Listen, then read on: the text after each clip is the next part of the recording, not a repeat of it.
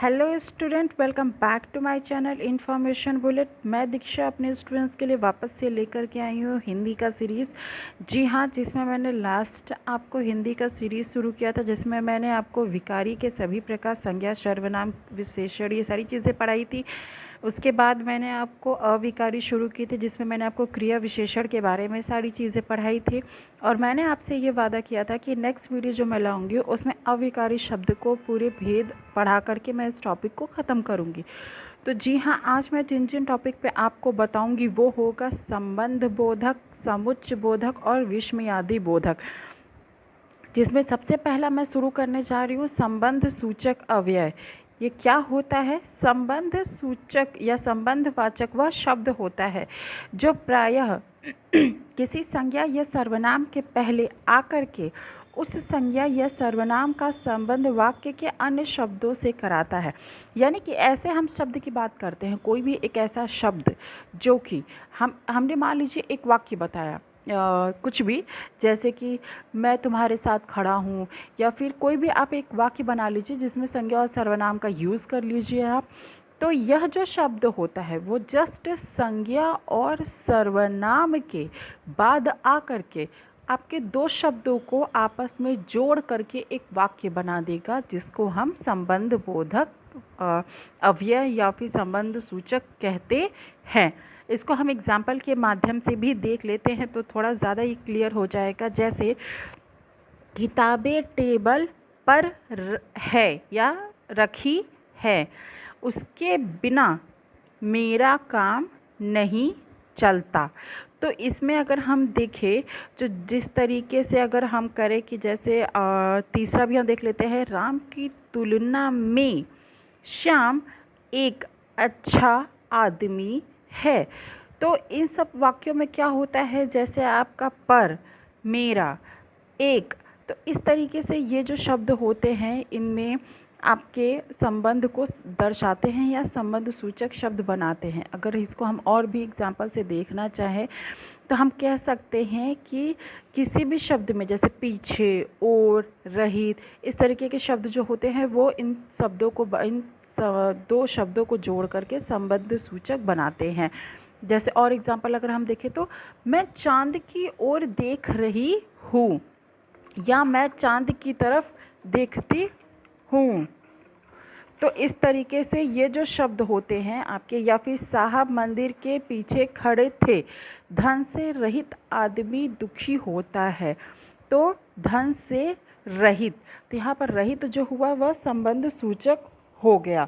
तो इस तरीके से ये शब्द क्या होते हैं, आपके दो संबंधों यानी संज्ञा सर्वनाम के बाद आते हैं और आपके दो शब्दों को आपस में जोड़ते हैं। बेसिकली ये दो टाइप के होते हैं, एक होता है संबंध संबंधवाचक, दूसरा होता है अनुबद्ध संबंधवाचक। इसी सीरीज में जो अगला होता है वह होता है आपका समुच्चय बोधक अव्यय। समुच्चय बोधक अव्यय क्या होता है, परिभाषा के माध्यम से इसको हम देख लेते हैं। समुच्चय बोधक अव्यय वह शब्द होता है जो दो शब्दों या दो वाक्यों को आपस में जोड़ता है। ध्यान देने वाली बात यहाँ पे ये है कि इसके पहले संबंध सूचक जब आपने पढ़ा तो वहाँ संज्ञा और सर्वनाम के बाद आता है, लेकिन यहाँ संज्ञा और सर्वनाम के बारे में नहीं बताया गया है। यहाँ सिंपली कहा गया है कि कोई भी ऐसा शब्द जो दो वाक्यों या दो शब्दों को सिंपल जोड़ देता है उसको हम समुच्चय बोधक शब्द कहते हैं। जैसे मैंने आम खाया और साथ में दूध भी पिया, तो और क्या हुआ, दो शब्दों को आपस में जोड़ दिया। मैंने कॉपी और कलम खरीदा, राजन और इकबाल लंबे हैं, मुझे एक कलम या पेंसिल दो या एक पेंसिल चाहिए। तो यहाँ पे और, या, ये सब क्या हो गए आपके समुच्चय बोधक। इसको हम और एग्जाम्पल से थोड़ा सा डीपली देखना चाहेंगे तो जैसे सांस निकलती है पर आस नहीं निकलती, पर। तो इस तरीके से कभी भी आपके एग्ज़ाम पेपर में या फिर कभी भी आपके बुक में अगर पढ़ाया जाए और वहाँ पर अगर आपको उदाहरण लिखने के लिए दिया जाए, तो जब भी और, पर, परंतु, किंतु, ताकि, बल्कि, क्योंकि, लेकिन, मगर, और, इसलिए इन शब्दों का प्रयोग होता है तो आप समझ जाइए कि वह समुच्चय बोधक अव्यय होते हैं। इसके अलावा ज़रूरत अगर है, अगर आपको लगता है कि बहुत ज़्यादा है, टफ़ है, या फिर थोड़ा सा कुछ अगर ट्रिकी चाहिए आपको, तो सिर्फ इतना ध्यान में रखिए कि लेकिन, पर, किंतु, परंतु, ये ऐसे शब्द जो होते हैं वो सिंपल ही समुच्चयबोधक संबंध आरंभ करते हैं। ठीक है, तो इसके बाद जो होता है बेसिकली, अब आपका जो तीसरा होगा वो होगा विस्मयादि बोधक अव्यय। विस्मयादि बोधक अव्यय क्या होता है, बहुत सारे स्टूडेंट इसके बारे में पढ़ा होगा। मैं थोड़ा सा, मुझे लगता है जैसे मैं आपको ट्रिक या हिंट दूंगी तो ये थोड़ा सा आपको रिवाइज भी हो जाएगा। जिन शब्द से आश्चर्य, हर्ष, शोक, घृणा आदि भाव व्यक्त होता है उसे हम विस्मयादि बोधक कहते हैं।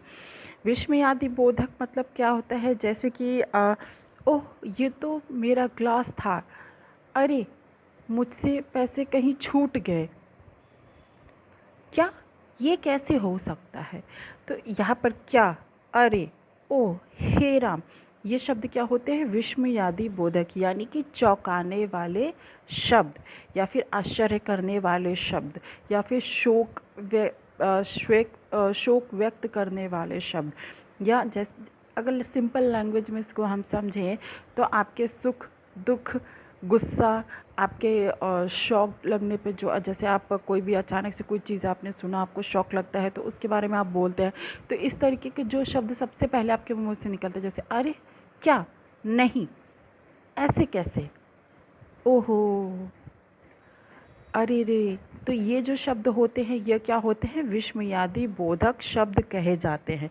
कुछ एग्जाम्पल भी इसके मैं 4-5 आपको बता दे रही हूँ जिसको आप ध्यान में रखिएगा, जैसे वाह, आहा, शाबाश, हे राम, उफ, अरे, बाप रे बाप, ठीक है, छी, अच्छा, हे भगवान, अजी साहब, अरे भाई।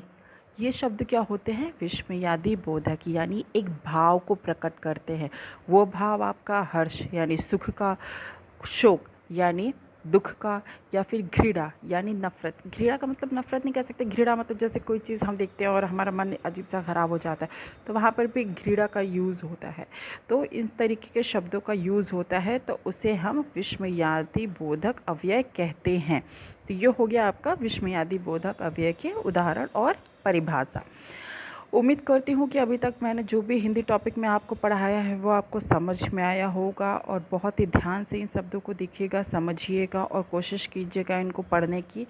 और कोई भी चीज़ आपको ना समझ में आए तो आप ज़्यादा से ज़्यादा प्रैक्टिस कीजिएगा। आप 9th की 10th की बुक उठाइए हिंदी की, उसको, अभी आपके समर वेकेशन बहुत सारे स्कूलों में चालू हो गए होंगे, जिनके स्कूल्स में नहीं चल रहे हैं तब भी आपके पास अगर बुक है, पुरानी बुक है, या न्यू ईयर की आपकी न्यू सेशन की बुक आ गई है आपके पास, तो उनको लीजिए, उनको प्रैक्टिस कीजिए ज़्यादा से ज़्यादा। अगर कोई डाउट है तो आप मेरे कमेंट बॉक्स में कमेंट भी कर सकते हैं। मैं अपना सीरीज़ ऐसे ही कंटिन्यू करते चलूँगी, लेकिन अगर बीच में आपको कोई हिंदी का अलग टॉपिक पढ़ना है जो आपको नहीं समझ में आ रहा है तो आप प्लीज़ मुझे कमेंट बॉक्स में कमेंट कीजिए। मैं कोशिश करूँगी कि इन सीरीज़ के बीच में ही उस टॉपिक को उठाऊँ और आपको समझाने की कोशिश करूँ। इसके साथ ही हमने जो अभी तक का चैप्टर ख़त्म कर दिया वो था विकारी और अविकारी। विकारी में मैंने आपको संज्ञा, सर्वनाम, विशेषण, क्रिया पढ़ाया, और अविकारी में आपको क्रिया विश्लेषण, संबंध बोधक, समुच्चय और विस्मयादि बोधक ख़त्म कर दिया है। नेक्स्ट मैं आपको जो पढ़ाऊँगी वो होगा संधि की परिभाषा, भेद और उदाहरण। तो अगला टॉपिक के लिए आप तैयार रहिएगा, संधि की परिभाषा और भेद और उदाहरण के लिए। ये बहुत ही बेसिक मैं अभी पढ़ा रही हूँ आपको, बहुत हार्ड नहीं पढ़ा रही हूँ। बहुत सारी चीज़ें, ये बहुत बड़े बड़े टॉपिक्स होते हैं, लेकिन मैं कोशिश कर रही हूँ ईज़िली, स्पेशली मैं जो मेरे जो बच्चे, मैं 9th और 10th के बच्चों को कवर कर रही हूँ कि उनके लिए 11th 12th के बच्चे भी मेरा वीडियो देख सकते हैं, क्योंकि बेसिक अगर आपका क्लियर होगा तो आगे एग्जाम्पल्स हार्ड होते जाते हैं, टाइप्स ऑफ इनके जो प्रकार वो बढ़ते जाते हैं, और थोड़ी सी चीज़ें अपने आप में ही टफ़ होती है। तो अगर बेसिक आपका क्लियर है तो ईज़िली और सिंपली आप इन चीज़ों को सॉल्व कर सकते हो। तो अभी तक की वीडियो में बस इतना ही। मिलते हैं अपने नेक्स्ट वीडियो में जिसको मैं आपको संधि पढ़ाऊँगी। तब तक के लिए please do like, share and subscribe my channel which is a information bullet. Thank you.